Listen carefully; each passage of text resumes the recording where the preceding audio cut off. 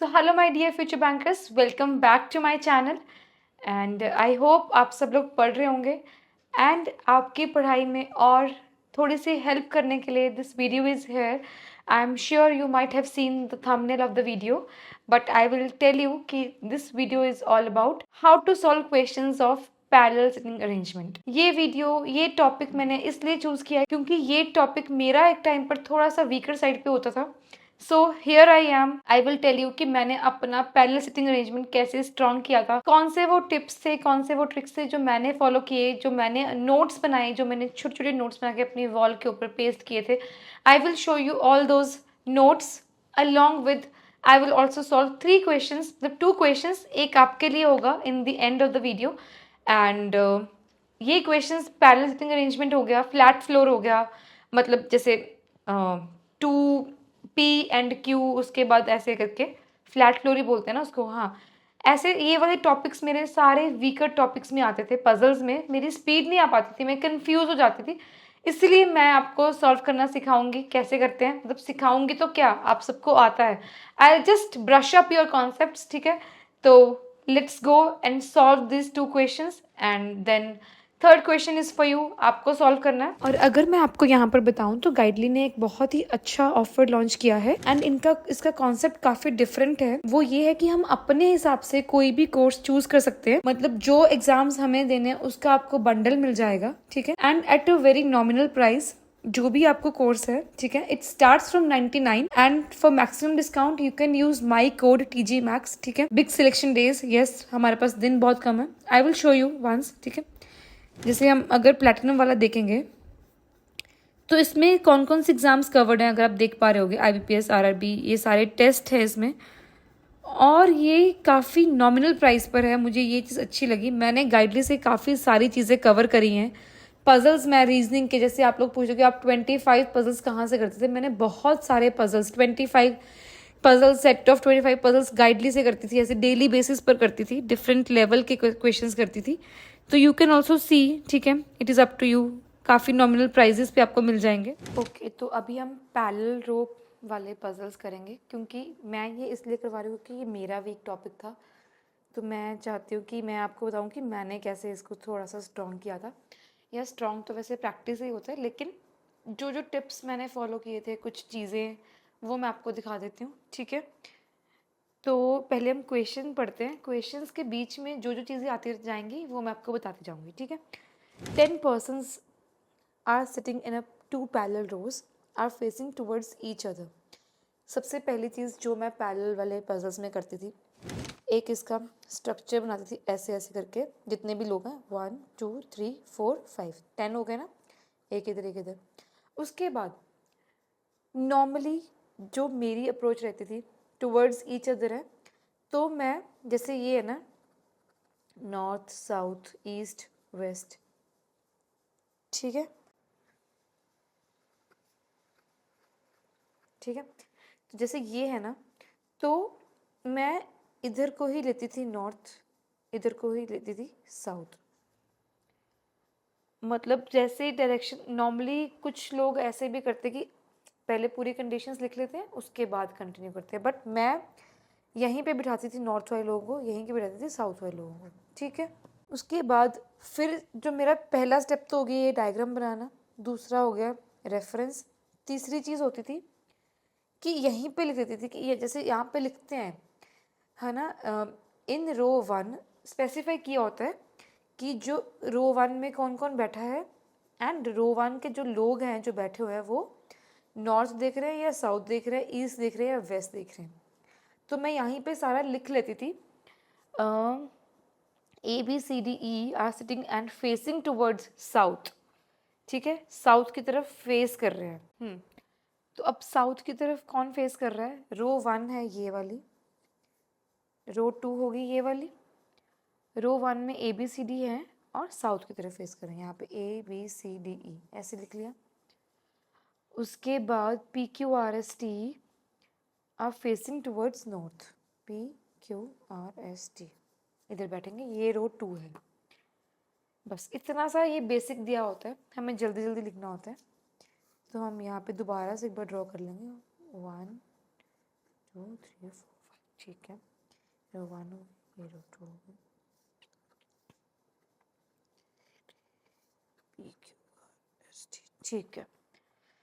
E sits second from one of the ends, second यहाँ पे भी हो सकता है, 2 3 4 5 1 2 3 4 5 डॉट्स भी बना सकते हैं जब हम पॉसिबिलिटी ले रहे हैं, ठीक है। A sits second from one of the ends, ठीक है। Only 2 person sit between E and B, 1 2, ठीक है, 1 2। Both D and B are immediate neighbours, यहाँ पे आ जाएगा। T sits to the immediate right of the one who faces D, ठीक है।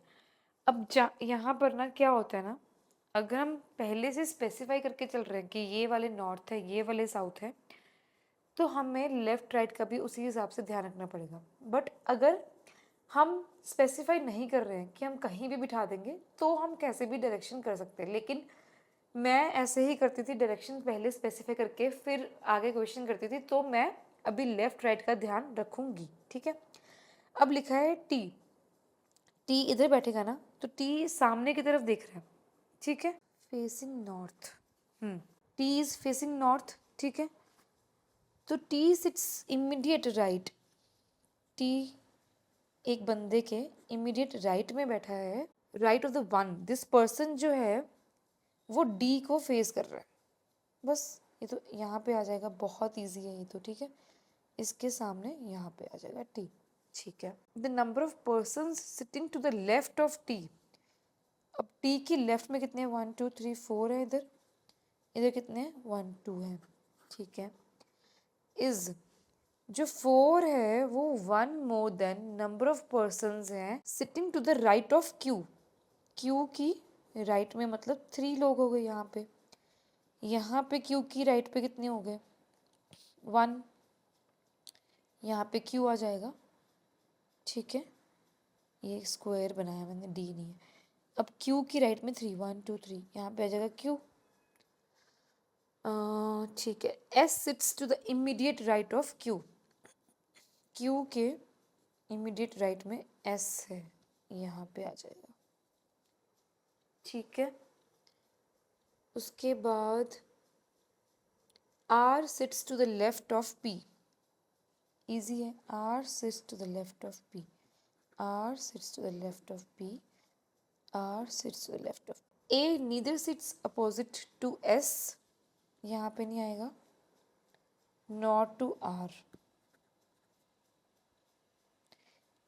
ना तो आर के अपोजिट ना एस के अपोजिट, तो ए यहाँ पे आ जाएगा, सी यहाँ पे आ जाएगा, यहाँ पे दोनों जो प्लेसेस वो थी तो ये कैंसिल हो जाएगा, ये आ जाएगा। या ये क्वेश्चन सिंगल वेरिएबल का था, इजी क्वेश्चन था, ठीक है। बट इसमें हमें ये सीखने को मिला कि अगर हम डायरेक्शन को पहले स्पेसिफाई करके चलेंगे तो हमें इजी होगा आगे की कंडीशंस को नोट करना। लेकिन कई बार क्या होता है, हमारी जो क्वेश्चन की कंडीशंस होती हैं वो बहुत ज़्यादा कंफ्यूजिंग हो जाती हैं कि हमें बिना डायरेक्शन से भी सॉल्व करना पड़ता है। तो हम अकस्टम्ड होने चाहिए कि हम दोनों तरीक़ों से सॉल्व कर पाएँ क्वेश्चन को, ठीक है। अभी मैं आपको 2 वेरिएबल वाला भी करवा देती हूँ। उसके बाद जो वेकेंट सीट वाला होगा वो आपको करना है। मैं सिर्फ आपको यही करवा रही हूँ कि क्वेश्चंस को पैरेलल रो वाले को टैकल कैसे करना है। पहली बात प्रैक्टिस बहुत ज़्यादा करनी है, दूसरी बात डायरेक्शन का ध्यान रखना है कि नॉर्थ साउथ को हम कैसे ले रहे हैं, एंड उसके बाद जो हमारा डायग्राम है वो बनाना है, और सेकंड पॉसिबिलिटी जितनी पॉसिबिलिटी बनती है उतनी बनानी है, ठीक है। अब हम चल रहे हैं 2 वेरिएबल्स, पैरेलल रो 2 वेरिएबल, ठीक है। अब इसमें फिर से वही है, नंबर ऑफ पर्सन्स हैं, 10 persons are sitting in 2 parallel rows in row 1 A B C D E are facing north. फिर से हम ये बना लेंगे 1 2 3, ठीक है। 10 पर्सन्स हैं, रो 1 में A B C D they are facing north. Reference बना लेते हैं, वैसे पहले मुझे ज़रूरत नहीं पड़ती थी, अब मैं भूल गई हूँ यार, मतलब चलो ठीक है। North south 10 person are sitting, ठीक है। A B C D are facing north, ये रो 1 है, ये रो 1 लिखना ज़रूरी है, कई बार कंफ्यूजन हो जाती है। यहाँ पे ABCDE VXWYZ, ठीक है, facing south. The person sitting in row 1 exactly faces, ठीक है, ऑल द इन्फॉर्मेशन ठीक है। Only one person sit between A and B, A and B। यार मैं एक चीज़ और करती थी, जैसे ये है ना, जो ए और जैसे यहाँ पे ABCD है ना, ABCDE वाली सारी कंडीशंस पेज के इस साइड लिखूंगी, ये वाली सारी कंडीशंस पेज के उस साइड लिखूंगी, आपको इजी रहेगा। आप भी ट्राई करके देखना, it will help you in solving the questions in an organized way, ठीक है।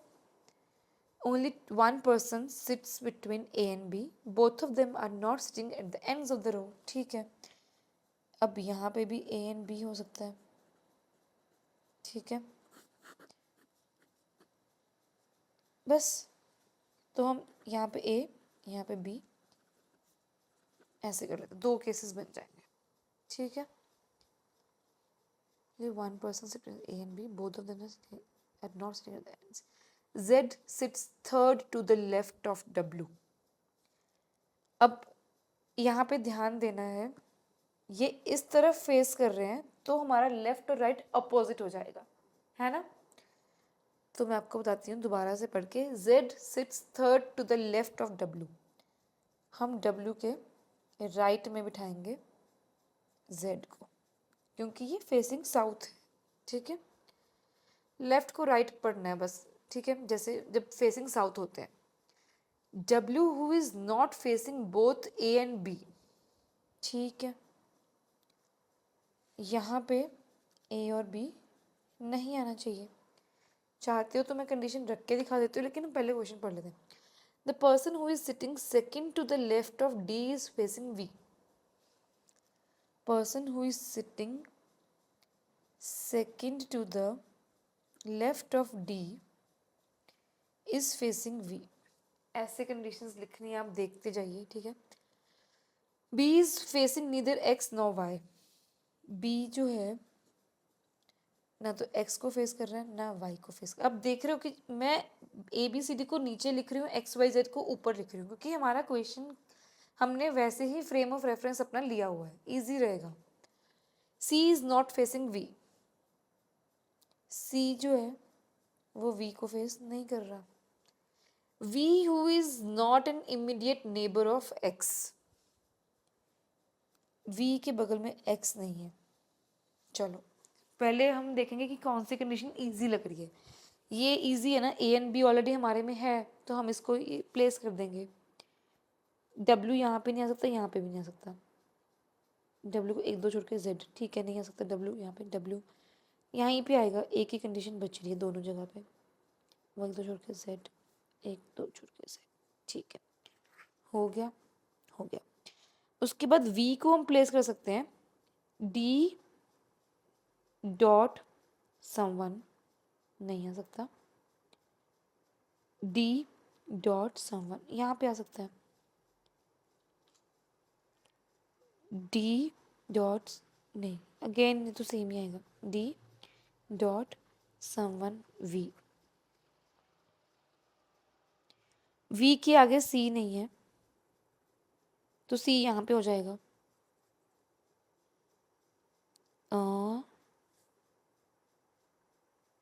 A B C D और E यहाँ पे हो जाएगा, E यहाँ पे हो जाएगा, ठीक है। उसके बाद V के सामने XY नहीं है, मतलब B के सामने XY नहीं है, नहीं है। B के सामने यहाँ, ये देखो ना, ये कंडीशन, यहाँ पे XY नहीं है, तो XY दोनों को यहाँ पे रखने की भी जगह नहीं है। XY दोनों एक जगह पे तो नहीं बैठ सकते, तो ये हमारा केस कैंसिल हो जाएगा। अब X और Y यहाँ पे दोनों आ सकते हैं। अब C के सामने, अच्छा, V का नेबर नहीं है X, यहाँ पे Y आ जाएगा, यहाँ पे X आ जाएगा। Easy question. इसमें हमें क्या सीखने को मिला, हर एक क्वेश्चन में हमें कुछ कुछ सीखने को मिलेगा ही मिलेगा। इसमें ये सीखने को मिला है कि जब ऐसे ऐसे लोग बैठे हैं, हमें अगर इधर ABCDE बैठे तो हमें इधर ABCD की ही कंडीशंस लिखनी है। इधर लिखेंगे हम VXYZ वाली कंडीशंस यहाँ पे पेज के नीचे, तो आपको इजी रहेगा लोकेट करना कि कैसे कैसे चीज़ें लिखनी है ना। उसके बाद डायरेक्शंस का ध्यान रखना है। पैरेलल रो में बहुत इजी क्वेश्चंस आते हैं, बट इनकी प्रैक्टिस हमें अच्छे से होनी चाहिए, ठीक है। यार एक चीज़ और मुझे दिखानी थी, ठीक है। ये जब मैं क्वेश्चन सॉल्व करती थी मैंने अपनी वॉल पे लगाया हुआ था, ये ना कई बार मुझे कन्फ्यूजन हो जाती थी तो मैंने उसका ये बना के लगा दिया था। कई बार लिखा होता है as many person sit to the left of Z is same as to the left of P, ऐसे लिखा होता है, ठीक है। तो लिखा है बोथ ऑफ अपोजिट रो, हाँ, जैसे जेड इधर बैठा है पी इधर बैठा है, लेकिन लिखा है कि as many person sit to the left of Z, उतने ही लोग लेफ्ट ऑफ पी के बैठे हैं, तो दोनों अपोज नॉर्थ साउथ में देख रहे हैं, तो फिर इधर ऐसे हो जाएगा, है ना। तो इसका मतलब क्या है, जेड और पी की लोकेशन क्या रहेगी, डायगोनली अपोजिट रहेगी।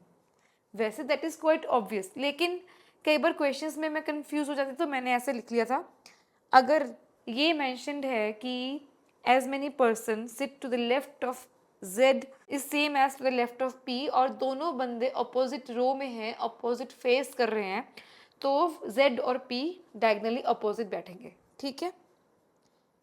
उसके बाद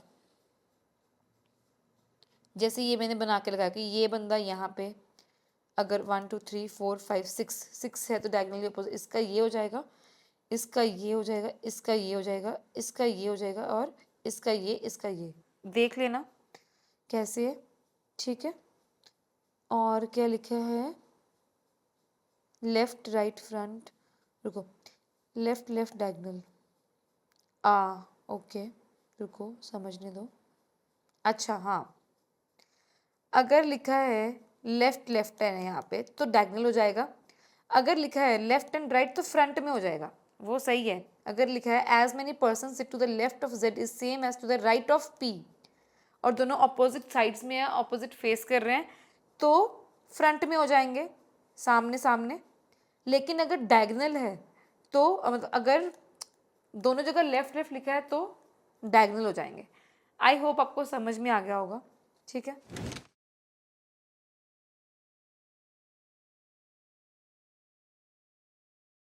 तो यार मैं तो ऐसे ही सॉल्व करती थी ये वाले, अपने आप से कुछ कुछ कहीं से भी जहाँ से भी मुझे लगता था कि ये ट्रिक अच्छा है वो लिख के उसको वॉल पे पेस्ट कर देती थी, उसको उनको फॉलो करती थी और क्वेश्चंस को सॉल्व करती थी। और ऐसे इसी टॉपिक के ऊपर 10 से 15, 15 से 20, 20, 25, 30 जितने भी क्वेश्चंस में जब तक मुझे कॉन्फिडेंस नहीं आता था कि अब मैं क्वेश्चन सॉल्व कर सकती हूँ, तब तक मैं करती जाती थी उस टाइप के क्वेश्चंस।